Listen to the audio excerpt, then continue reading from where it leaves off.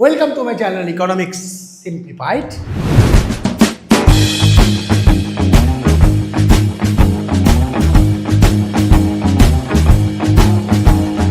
আজকের আলোচনা অলরেডি দেওয়া আছে supply and exceptions of supply, মানে যোগান এবং যোগানের এক্সেপশন মানে ব্যতিক্রম। তাহলে শুরু করার আগে আমি একটা কথা বলতে চাই, যদি ভিডিওগুলো তোমাদের ভালো লাগে তাহলে অবশ্যই কিন্তু লাইক করতে ভুলো না, এটা আমি আশা করতেই পারি, তাই না? আমি অনেক খেটে খুঁটে তোমাদের জন্য তৈরি করছি যাতে তোমরা ভালোভাবে বুঝতে পারো, তো এটুক কিন্তু আমি টিচার হিসাবে আশা করতেই পারি। তাহলে শুরু করা যাক আজকের কন্টেন্ট। দেখো, supply and exception of supply, তার মানে এখানে বোঝাতে চেয়েছে ল অফ সাপ্লাই, অর্থাৎ ল অফ সাপ্লাইয়ের এক্সেপশন মানে ব্যতিক্রম। যেমন আমরা ডিমান্ডে পড়েছিলাম law of demand and exceptional of the law of demand.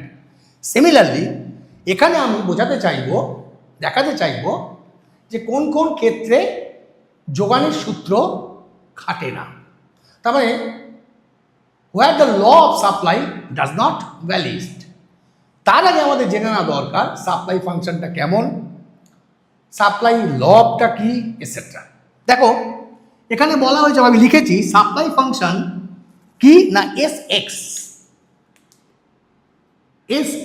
Is equal to functions of P x, P r, P f, T, etcetera etcetera.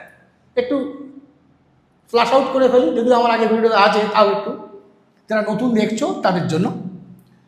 P x মানে x দ্রব্যের দাম, পি আর মানে relative commodity prices, P F মানে factor price মানে input price, T মানে technology, small T মানে time, P E মানে expected price of the said commodity X, G P মানে government policy regarding the taxation and subsidy, G F মানে ফার্মের গোলটা দু ধরনের হয়, as a profit maximiser or as a sales maximiser. তাহলে গোলটার উপর ডিপেন্ড করবে সাপ্লাই কেমন করবে।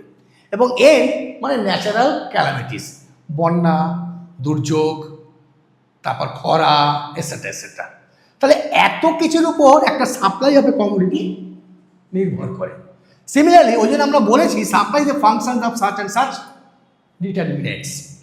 এইবার আমরা যে ধরে নিই যে অন্যান্য সমস্ত কিছু, যেমন starting from this to this one, যদি আমার ফিক্স থাকে, কোনো চেঞ্জ হচ্ছে না, সাপ্লাইকে এফেক্ট করছে না, তাহলে সাপ্লাই কেবলমাত্র তার নিজস্ব কমোডিটির প্রাইসের উপর ডিপেন্ড করে। অর্থাৎ keeping the other thing remaining same, the supply is a function of its own price. তার মানে দ্রব্যের দাম যদি বাড়ে তাহলে সাপ্লাইটাও বাড়বে, দ্রব্যের দাম যদি কমে তাহলে সাপ্লাইটাও কমবে। তার মানে ডাইরেক্ট রিলেশনশিপ। এই ডাইরেক্ট রিলেশনশিপের জন্য সাপ্লাই কাপটা এবং বাঁদিক থেকে ডান দিকে ঊর্ধ্বমুখী হয়েছে। The supply cup is upward rising from left to right. কেন?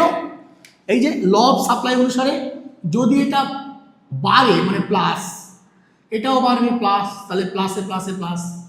যদি এটা কমে মানে মাইনাস, উপরেরটাও কমবে মাইনাস, তাহলে আলটিমেটলি প্লাস। তাহলে what ever the change in price depending on supply also responsive, এবং সেক্ষেত্রে সাপ্লাই কাপটা আপওয়ার্ড রাইজিং। এখন কোন কোন ক্ষেত্রে এই সাপ্লাই ল মানে ল অফ সাপ্লাইটা আমরা অপারেট হয় না দেখি। Number one, where the supply is fixed, মানে কোনো কারণেই সাপ্লাইটাকে আর বাড়ানো যাবে না। সেক্ষেত্রে সাপ্লাই কাপটা কেমন হবে? সেক্ষেত্রে সাপ্লাই কাপের একটা straight line parallel to the vertical Axis. অর্থাৎ দাম যখন P1 ও P1 তখন সাপ্লাই তোমার ওএস, দাম যদি বাড়ে OP2 সাপ্লাই আমার ওএস, দাম যদি কমে সাপ্লাইও হবে ওএস। তার মানে এক্ষেত্রে সাপ্লাই কাপটা হবে কমপ্লিটলি ইনইলাস্টিক, নড়বেও না চলবেও না। কোন কোন ক্ষেত্রে হচ্ছে? ক্লাসিক্যাল পেন্টিং, দেখা গেল একটা সুন্দর ক্লাসিক্যাল পেন্টিং আছে, পেন্ট করেছে মোনালিসা, তাহলে লক্ষ্য কেন কোটি টাকা দিলে পরেও ওই আরেকটা কিন্তু ওই রকম পেন্টিং পাবো না, এক্সেপশনাল। তাহলে সেক্ষেত্রে what ever maybe the price, বাড়াতে বলে আমরা দিতে পারছি না।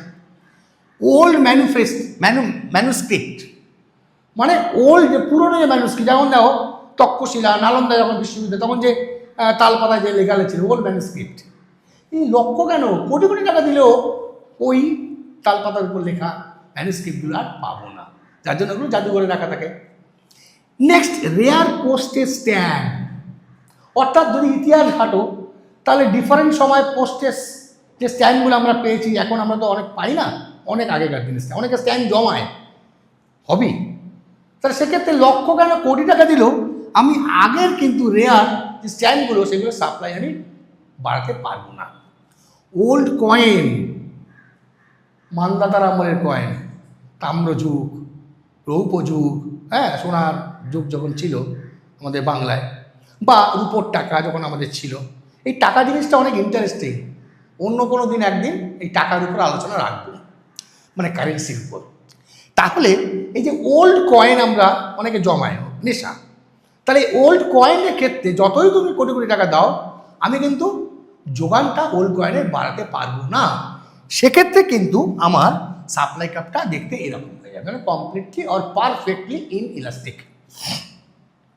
আরেকটা ক্ষেত্রে ল অফ সাপ্লাই অপারেট করে না, যেটা very very important and interesting. কীরকম? ব্যাকওয়ার্ড বেন্ডিং বা ব্যাকওয়ার্ড সাপ্লাই কাপ, মানে ব্যাকওয়ার্ড বেন্ডিং কথাটা লিখে দিই, backward bending labour supply cup. তার মানে শ্রমিকের পশ্চাৎমুখী যোগান রেখা, শ্রমিকের পশ্চাৎমুখী শ্রমের যোগান রেখা। শ্রমের যোগান মানে কি? একটা শ্রমিক কি করে? যোগান দেয় শ্রম।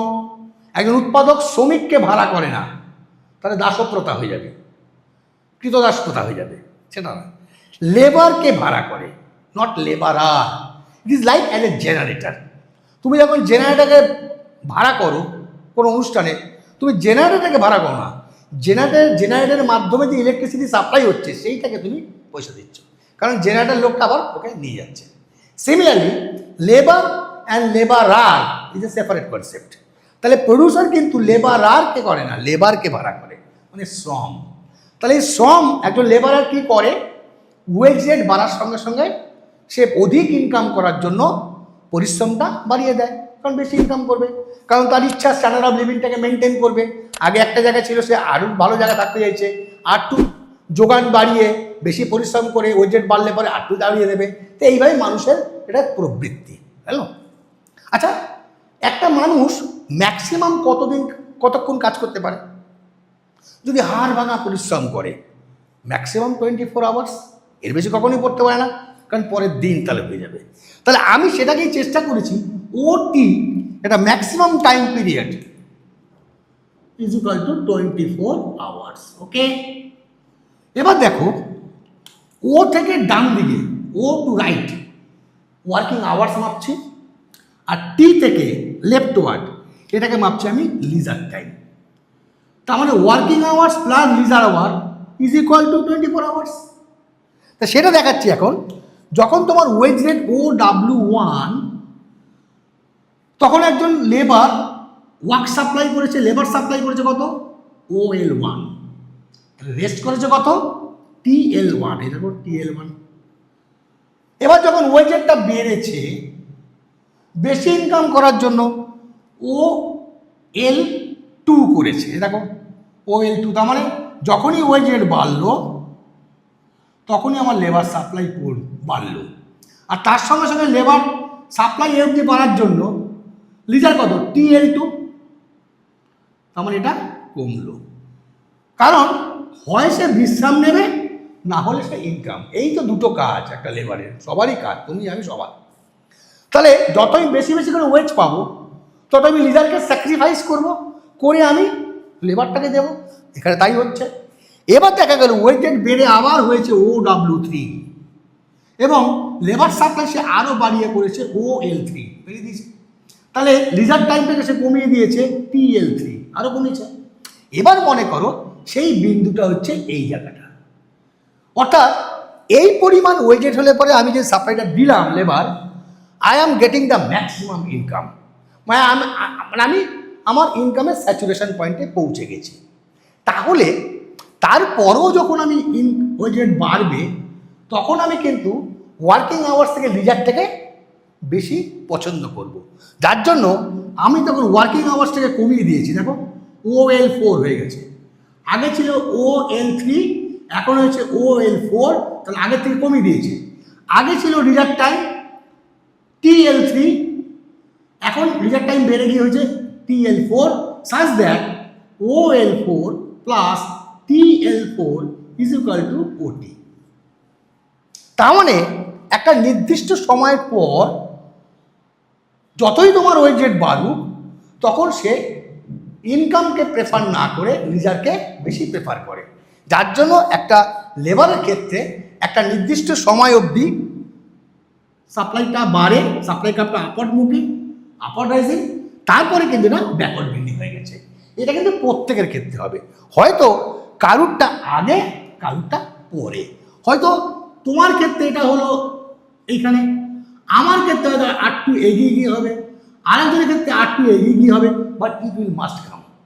তাহলে সেক্ষেত্রে আমার এই ল অফ সাপ্লাইটা কিন্তু অপারেট হলো না। সুতরাং backward bending supply labour supply কার্ভের ক্ষেত্রে ল অফ সাপ্লাই অপারেট হয় না, যেটা আমি এক্সপ্লেন করলাম। কি ইন্টারেস্টিং এবং অনেক বেশি বাস্তবসম্মত, এই জন্য ইকোনমিক্সটা রিয়েল লাইফ এক্সপ্যানশন করে। সুতরাং ইকোনমিক্স ছাড়া কিন্তু বাঁচা যাবে না।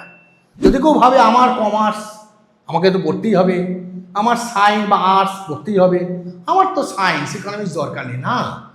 ইকোনমিক্স কিন্তু প্রত্যেকটা পদক্ষেপে তোমাদের লাগবে, ডে টু ডে লাইফে লাগবে।